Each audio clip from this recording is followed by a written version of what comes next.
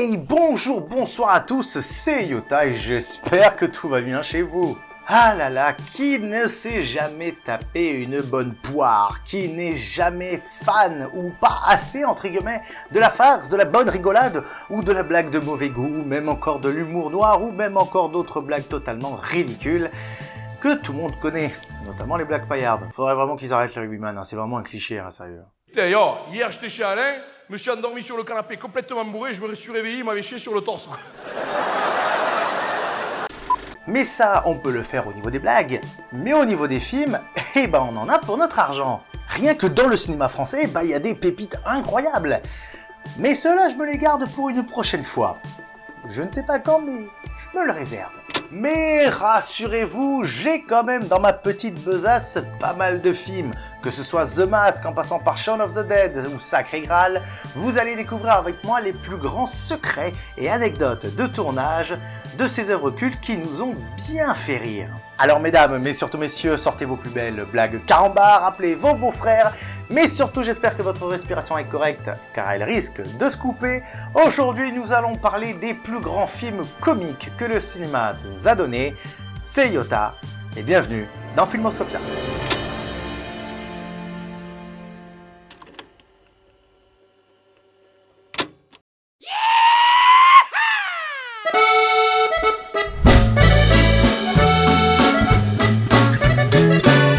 Shaun of the Dead, c'est sûrement le film de zombies le plus drôle que j'ai jamais vu de ma vie.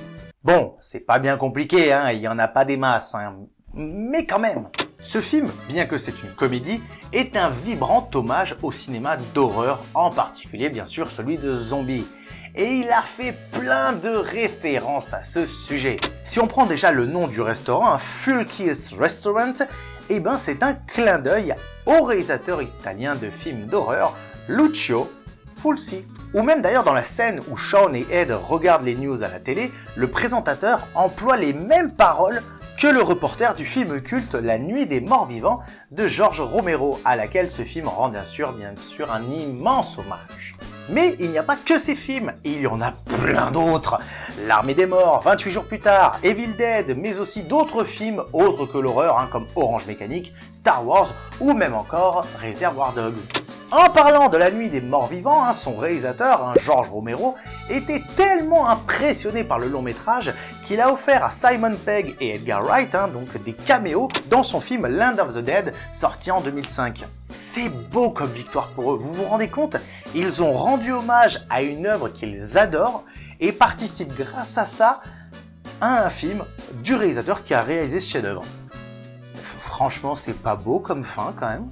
Et enfin, saviez-vous que Chris Martin a participé au film? Non, je ne rigole pas, c'est entièrement vrai. Alors pour les spectateurs qui ont vu le film, vous le savez à peu près, mais est-ce que vous savez qui apparaît autre part que là où je pense? Et ouais, le chanteur du célèbre groupe Coldplay fait une double apparition dans le film.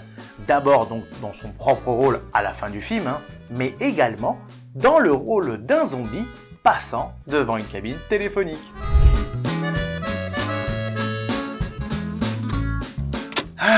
The Mask, l'un de mes films préférés avec Jim Carrey. Et je suis pas le seul, je pense. Le film qui a offert son premier rôle d'ailleurs à la belle Cameron Diaz, qui avait à l'époque 19 ans, a plein de choses à nous raconter. Dans ce film, on a le plus tendre des chiens, qui vient à la rescousse de notre cher Stanley plusieurs fois dans le film. Et vous vous doutez bien que ce chien devait être bien dressé pour pouvoir bien aller sur le film. Et vous allez voir qu'il ne savait pas non plus tout faire. Le chien était en effet bien dressé, ce n'est pas le problème, mais il ne connaissait que les bases. Il n'arrivait pas par exemple à attraper le frisbee, par pur exemple. Mais comme Jim Carrey avait un chien de la même race et qu'il s'entendait bien avec celui-là, l'apprentissage est devenu plus court et donc le chien dressé fut encore mieux dressé. Alors il faut savoir une chose, c'est que notre sublime Jim Carrey a été embauché en partie parce qu'il savait improviser. Et ici, il s'est régalé. Ce n'est pas pour rien que l'équipe du film le qualifiait d'homme élastique, car il pouvait tout faire. Par exemple, dans la scène où il est déguisé en français, il devait fumer une cigarette de cartoon qui, en une aspiration, se consumait totalement. Or, ça n'a pas fonctionné. Donc, il a lui-même improvisé la fumée en forme de cœur et la flèche qui se plante dedans. Ou même encore d'ailleurs, après avoir chanté Cuban Pete Song, Jim Carrey embrasse une vieille dame. Ce n'était pas du tout dans le script et tout le monde a été surpris. Je vous le dis, ce type est un caméléon humanoïde. Il est imbattable là-dessus. Le pro de l'impro, c'est lui.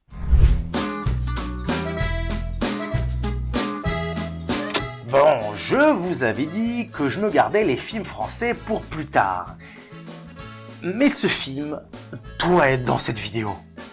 Soyons honnêtes. Sous ces faux airs de comédie potache, La Tour Montparnasse Infernale est en fait une parodie d'un film que tout le monde connaît, mais sous un autre nom, sous le nom de Piège de cristal, réalisé par John McTiernan en 1988, et dans lequel Bruce Willis tient le rôle principal. Et quand tu as vu les deux films, tu comprends vite le lien. La vraie différence, c'est que Bruce, on sait qu'il est bon en ce qui concerne les armes ou autres tactiques militaires. Par contre, nos deux compères, il y a des doutes. Et dans le film, il y a une scène qui m'a intrigué. Vers la fin du film, un des deux héros arrive à prendre les commandes d'un hélicoptère sans difficulté. Ah, c'est tout. Non, il a pris les commandes d'un hélicoptère sans rien connaître. Ou du moins, on te dit pas qu'il a des bases et tout. Il a l'air de rien savoir, mais il le conduit sans problème. Balèze pour un laveur de carreaux. Pour revenir sur Piège de cristal, il y a un autre film qui est rendu hommage. C'est Le Jeu de la mort. Et dans cette parodie, on peut voir un petit clin d'œil à l'un des plus grands acteurs, si ce n'est le GOAT des arts martiaux, le fabuleux Bruce Lee, qui compte parmi les idoles incontestées des deux acteurs. Eric et Ramsey font en effet référence au film et à l'acteur avec la scène du combat du Petit Dragon contre Karim Abdul-Jabbar. Un hommage rendu à leur façon, bien sûr, c'est-à-dire au second, troisième, peut-être jusqu'au 10e degré. Faut vraiment le prendre, je pense, jusqu'à ce chiffre-là.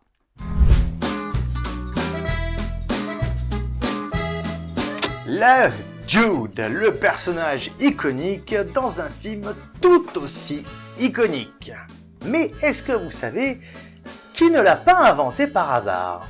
Le personnage, donc campé par Jeff Bridges, est en effet largement inspiré d'un certain Jeff Dowd, producteur indépendant, qu'ont rencontré les frères Coen lorsqu'ils cherchaient à faire distribuer leur premier long métrage 100%. Surnommé The Dude, amateur de White Russian et membre des Seattle Seven, issu de Seattle Liberation Front, des activistes anti-guerre du Vietnam en gros, comme le personnage du film, qu'il évoque au détour d'une phrase, il arborait lui aussi une garde-robe plutôt décontractée, à l'image de Jeff Bridges dans le film, lequel a tapé dans sa propre garde-robe pour dénicher quelques-uns des vêtements du Dude.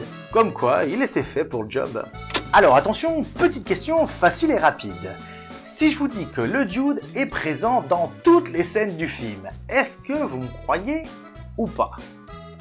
De toute façon, vous savez très bien que je vais vous l'expliquer. Donc, allons à l'explication. En effet, si vous avez répondu non, sachez que c'est entièrement vrai. Même s'il faut parfois le chercher un peu, il est dans exactement toutes les scènes du film. Et enfin, pour terminer sur ce film, vous aimez le film? Oui, mais vous l'aimez à quel point? Au point de rejoindre une sorte de secte à son image? Au point de participer à un groupuscule qui en fait un festival à son nom? Je vous jure que vous n'êtes pas prêts pour les deux points que je vais vous expliquer là. Vous n'êtes vraiment pas prêts. Déjà, pour le premier point, il faut savoir qu'il existe une église parodique, du moins faut-il l'espérer, qui s'appelle le dudéisme, également appelé The Church of the Latter-day Dude. Et cette église, si on peut dire, fondée en 2005 par un journaliste, professe la philosophie et les enseignements du Dude. Ouais, et quel enseignement!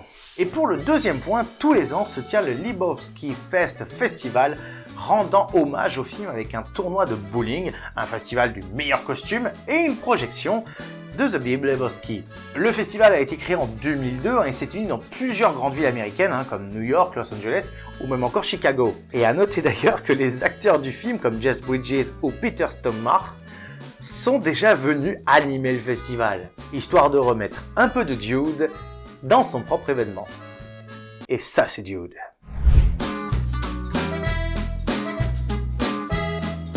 Et pour terminer, partons chez nos amis les roast beef pour parler de l'œuvre mondialement connue pour son ton humoristique excentrique, à savoir Sacré Graal des grands Monty Python.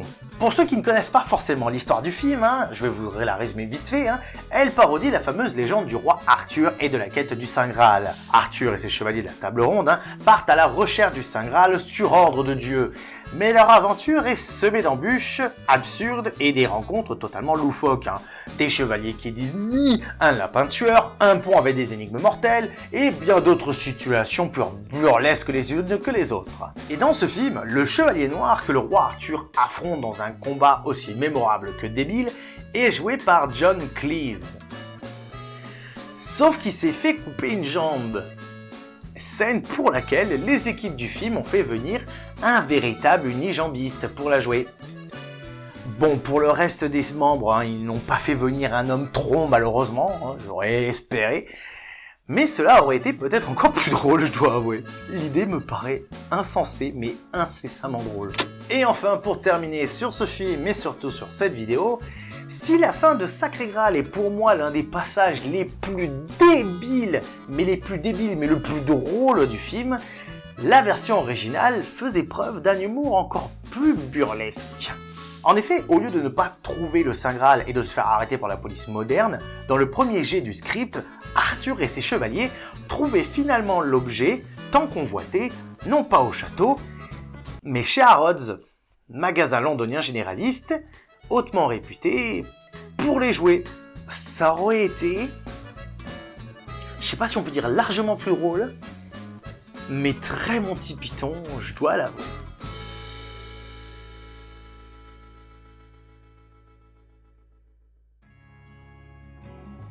Et voilà, c'est la fin de la vidéo, j'espère qu'elle vous aura plu, j'espère que vous avez pu en apprendre davantage sur certains petits sujets croustillants de tous ces films qui sont pour moi des pépites et qu'il faut absolument voir. Je vous conseille en particulier Sacré Graal, comme ça vous permettra de comprendre un peu l'humour british comme on dit. Je vous conseille bien évidemment d'aller visionner surtout en particulier La Tour Montparnasse Infernale, ou même encore quand même des films comme The Big Lebowski, ou d'ailleurs en fait tous ces films, parce que clairement il n'y en aurait pas un pour rattraper les autres tellement ils sont tous loufoques mais drôles à la fois. Donc j'espère que ça vous aura donné envie d'aller les voir. Si vous avez aimé, n'hésitez pas à mettre un commentaire, à donner vos avis, à peut-être mettre d'autres anecdotes. Peut-être que vous avez d'autres anecdotes à parler sur ces films, que ce soit sur The Mask ou ailleurs. N'hésitez pas non plus à mettre un immense pouce bleu, ça permet de soutenir la chaîne, que je sois recensé, etc. Donc c'est sublime et ça me ferait vraiment plaisir. Mais ce qui me ferait surtout vraiment plaisir, c'est que si tu n'es pas abonné, c'est que tu t'abonnes et que tu mettes la cloche pour recevoir toutes les notifications des prochaine vidéo. On se retrouve comme d'hab toutes les 2 semaines le dimanche à 18 h pour une nouvelle vidéo. C'était Yota en direct de la toile et à bientôt sur ma chaîne YouTube. Ciao!